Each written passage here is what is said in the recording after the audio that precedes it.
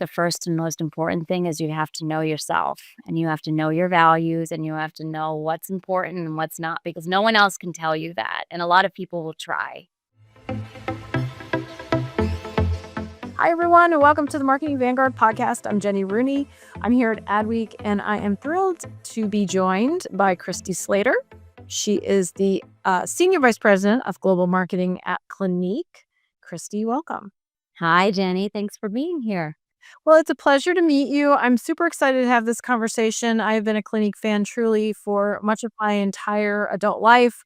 And I remember, frankly, and I say this with the all best of intention, my mother used it religiously. I do think that's an important point to make because, and we'll get into it, but I think the history, legacy, trust, credibility of the brand at a time when, frankly, it seems like having that is such an air of distinction for you as a marketer to think about and harness, even as you're thinking about moving into a world of new. Look, I mean, you can tell me, but some of your legendary products have been around for years and years and years, and they're still number one on all lists. So, amazing, amazing brand. Introduce it to us. Yeah, well, first of all, you're totally right. And I bet your mother has great skin. So that's a wonderful thing that she gave to you as a gift. That's a huge, huge gift.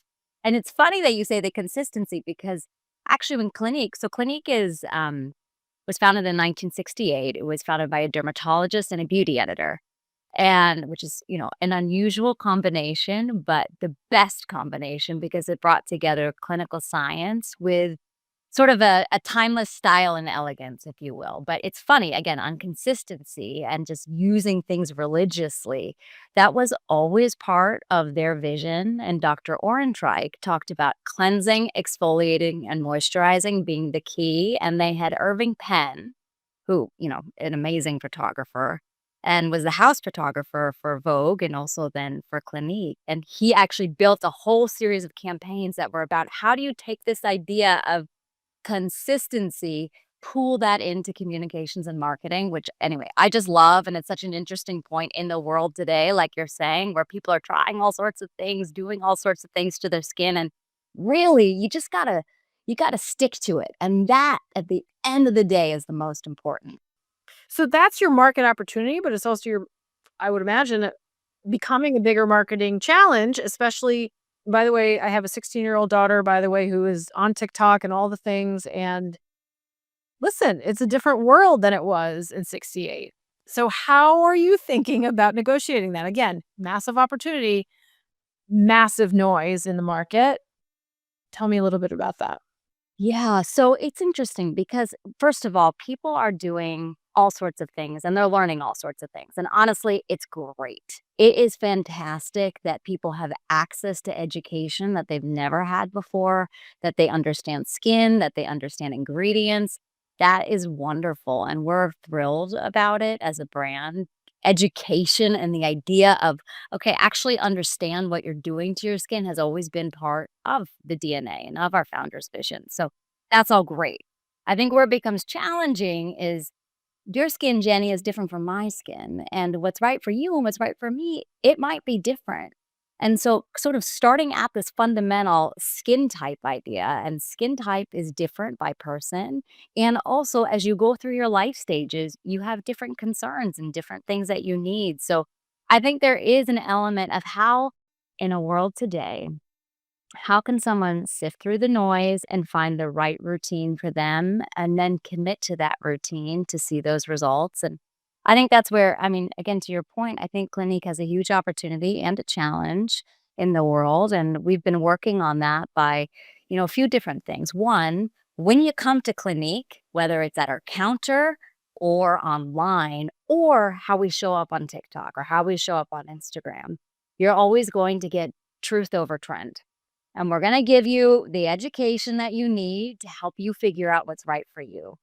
Second, there's this idea which has been built into the brand from the beginning. I can take no credit for it, which is about genuine care. And, we talk about human connection in the world today. And that from the very beginning was part of how we thought about skincare and skin education. You have to have sometimes that very personal connection to help you really get inspired in some ways to take care of your skin and to do that in a full way. And the third thing, and it's kind of funny, people don't realize that Clinique's actually a makeup powerhouse. We're the number one makeup brand in the US. It's also skincare to makeup. So from the beginning, the brand was focused on a total beauty solution, not just skincare, but you're going to wear makeup. And so that should be part of how we think about caring for skin too. And so I think that's a piece of it as well, is just that holistic idea and approaching it from the get-go of skincare to makeup as a total solution is another important one. Well, I love that, and you're absolutely right. I mean, what Black Honey is still an iconic Yeah. lip lip gloss that it's really a lip tint, is it not? Yeah. Yeah. Yeah. Gorgeous, I use that. I mean, um, you're right. I remember thinking that the product line, it has always been distinctively different. And it does feel like the holistic storytelling is so key. I do love when you mentioned the makeup counter. That still is. At the end of the day, there is still something about that, even though we're living in a very virtual world, digital world, very transactional world, social media. How are you thinking about your retail? I'm just curious. How do you think about your retail operations, or at least your you know, point of service, I would call it, because it really is not about selling the product. It's actually about working with people who want to sample things. They want to try on makeup. They want to have somebody actually, makeup artist create something for them. How are you thinking about that in this day and age? Yeah, I think 2 things. One, we're leveraging both the power of technology and the power of people. So, on the technology front, we have something called Clinique Clinical Reality, which is, and personalized AI based. It's powered by our 55 years of dermatological science and 3 million face scans that analyzes 80 points on skin and gives you a really, really custom fit set of understanding around what's happening on your skin and what you can do about it. So, whether that's online and you can access it from your phone, you can access it, anywhere in the world, or in store, and being able to really pool together the best of technology with the right recommendation for you. But then I think that also connects really nicely into what only people can do that AI can never do, right? And that's like look at a person in the eye, make that really personal connection. And we call them our consultants or our Clinique consultants. Those are our beauty advisors in the store. And we don't talk about them just as beauty advisors because they're actually go through this amazing wealth of education. So they're educated in partnership with dermatologists, in partnership with ophthalmologists, paramedic makeup artists, a whole range of experts, so that when you come and you talk to someone, you're getting the best of the best advice and you can feel really confident in that, because in a world of, like we were saying before, so much information out there, who can you trust? And I think that's where, like, one of my goals is you can always trust Clinique and what you're going to get from Clinique, and so you can feel safe. So let's talk about you. I mean, tell me about your journey and what got you to this place and to this role. I'm so curious. I mean, did you always aspire to work in the beauty industry? And tell me a little bit about your educational background as well. So Jenny, if I tell you the absolute vodka ads and that whole campaign that was the beginning of my love affair with marketing and advertising and communication. I collected those ads obsessively to the point where I was a good student. I was like, straight A's. I got like kicked out of class because they're like, you cannot wear a vodka t-shirt. And I was like, why not? This is a brilliant campaign. What are you talking about? I don't really understand. It's beautiful art. So I think that's what hooked me to start. And then I think that combined with the fact that I grew up in a family of entrepreneurs. My dad's an entrepreneur, my grandpa's an entrepreneur, now my husband's an entrepreneur. So just this idea of constantly seeing the world not just as it is, but how could it be? How could it look? And what do we dream? And that idea of the dream and then the hard work that goes into making it possible was sort of built into me from the start. And I think then the other piece of my story is my skin has always been a huge part of me. So I have psoriasis, I have rosacea, I have eczema, I grew up with acne, like all of the skin problems I got 'em. And, it's been, different parts of my life, like, I didn't even wanna look at my husband and, someone who loves me so much unconditionally and is the best in the whole world, and I just was like, "Oh, don't look at me." It's just I understand at this really deep level, so many people are like me, and it makes a huge difference in life. So, I didn't aspire to always get into beauty, but I think it was always written into my story. And I was actually at Apple, before coming to the Estee Lauder companies, and, having one of those moments where you kind of sit back and you're like, "Okay, what's the next chapter for me?" And I sort of reflected, and I kid you not, the next morning got the phone call to come on over, and it was like, when you get that feeling of the clouds have just parted and you're like, "Ah, this is where I'm meant to be and what I'm meant to do." So, I'm so grateful to be here doing what I love in a an entrepreneurial, fast-paced, great environment to do it And how all. long have you been here now?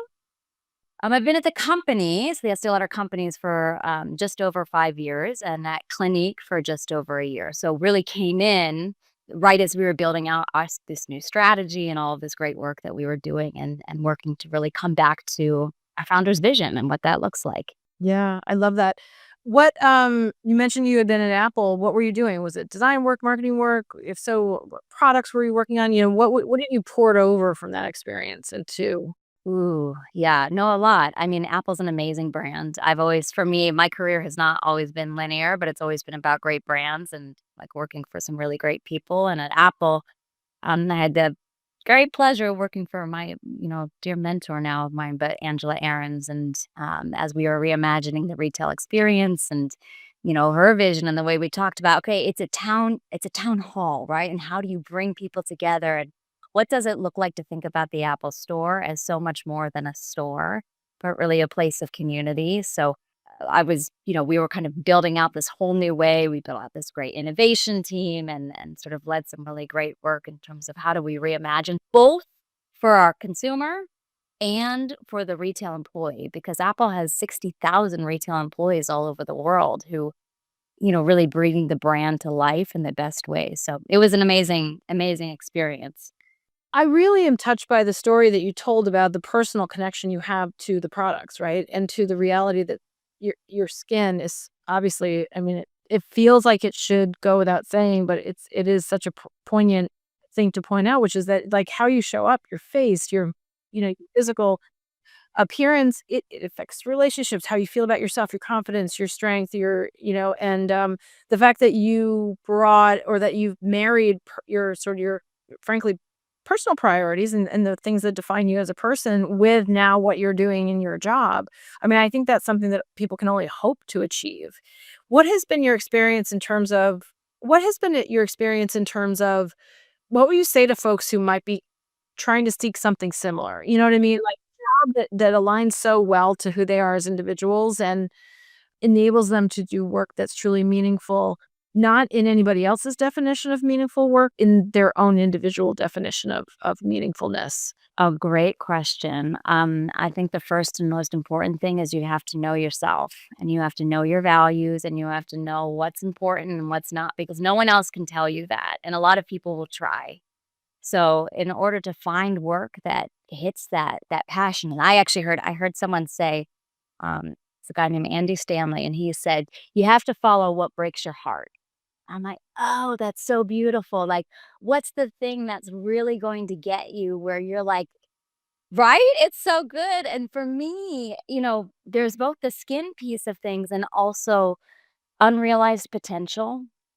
That's always really it bothers me, when you see a brand and you're like, "Oh, it could be so much better." Like this, "Oh, it's just like there's so much there, just if you just tapped into it." Or, you even see a person, you're like, "Oh, do you not realize how talented you are and how, what gifts you bring to the world?" And so I think for me, that's the thing. And like I was saying, I was at Apple, I've been in consulting, I did healthcare. It's never about the space, it's more about what it means for being able to bring out that potential, and I think that's the thing for me with Clinique. It's the most gorgeous brand, and like you were saying, right? Your mother, I hear this all over the world, my mom, my sister, my friend, my Clinique is this family affair. An influencer told me I can't take credit for that phrase, an influencer used that phrase, and I'm like, "Oh my gosh, that's the best."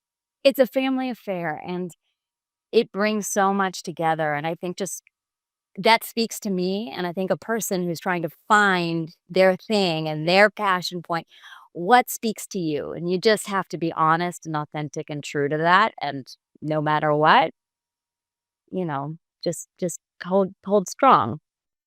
I love that. So well said. You mentioned, and it's a good segue, influencers, right? I mean, there's no category besides beauty that probably uses influencers as much as the beauty category, perhaps fashion. What is your influencer strategy? I mean, look, there's so much conversation around influencers, creators, thinking about how you're using them. And I don't even know if the term using is even the right terminology anymore, but working with them, how they work with you. Any insight and maybe your one or two best practices that you've come upon in that realm. Yeah, first and foremost, authenticity. I mean, we all talk about it, right? But authenticity is the most important thing because no one's going to believe you, especially in the world today, if that's not a true, authentic love and usage. So, for us, as the sort of brand that we are, I mean, look, in the US, we have 85% aided awareness. So, people know the brand and have likely used the brand at some point. So, it's just about reminding them, and even from an influencer standpoint, just getting people product and, oh, like falling back in love again, then you inherently wanna talk about it. So, that's maybe one piece. The second piece is like I said, dermatological education is at the core of the brand, and so we've made that the core of our strategy too, and so we work with a group of dermatologists on social. We call them our dermatologist creator council, and they're there not just to talk product, but also to bring education to consumers. And so, when we talk about our influencer strategy, it's not just on, oh, look at this product or blah, blah, blah, blah, blah. It's trying to stay really true to who we are as a brand with education at the core and making that the core of our strategy too. So, look, it's about a conversation, and you just wanna make sure that you're in the conversation and inspiring a conversation, and then I think the rest follows. Who are some of the A-listers and celebrities that you have worked with, you could thinking about working with now? Yeah, well, we just did, Cynthia Erivo's makeup for the Oscars, and she looks so beautiful, so, so beautiful. But again, she's an authentic user, so it makes so much sense, to be able to work with someone like that, and, look, she's amazing. Clinique and celebrities is funny because as you may know, we for the brand that led this idea of product as hero. And we really do try to stay true to this idea that product is hero, because that then enables the consumer to connect with it in their own way and build that their own authentic and meaningful connection. So it's a little bit less about a big celebrity face up front and more around, "Hey, all of these people around the world are using Clinique, and look what they could do, and look at that makeup look, and look at their skin, and wow, it's amazing to see." And so that's what we try to do. We try to bring the brand into culture, connect it with whether it's a celebrity or just someone like your mom who's been using Clinique for a long time, and highlight the way that Clinique fits into their life and what they've been able to achieve because of it. Love that. You mentioned AI before, obviously trying to be relevant and on point and making sure you're up to date with all the technological innovation that's happening. It is still such a human thing, right? I was just in a call before talking about, agentic AI and people who, um, basically autonomous AI that's making selection for you, in a store or online, etc.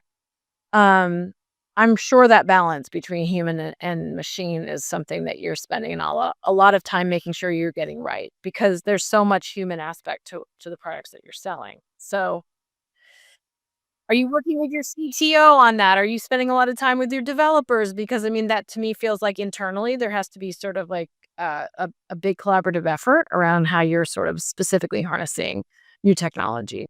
Yeah, there is. And look, I think like everyone, we're doing lots of experimentation. What does this do? What do we like this? Do we not like this? I think for my team, We've been trying out some different tools and we've been feeding it with our points of view and the way that we think, because also we don't want the generic output to then pass along a generic output back to the consumer. It should be based off of um, and so we're trying a lot of different things and also making sure that as we test, we're really clear with ourselves. Okay, this is something where we got assistance from AI, and this is something we did on our own. So even just as we go through, then we can pressure test and say, okay, which output was better, which felt easier, which felt.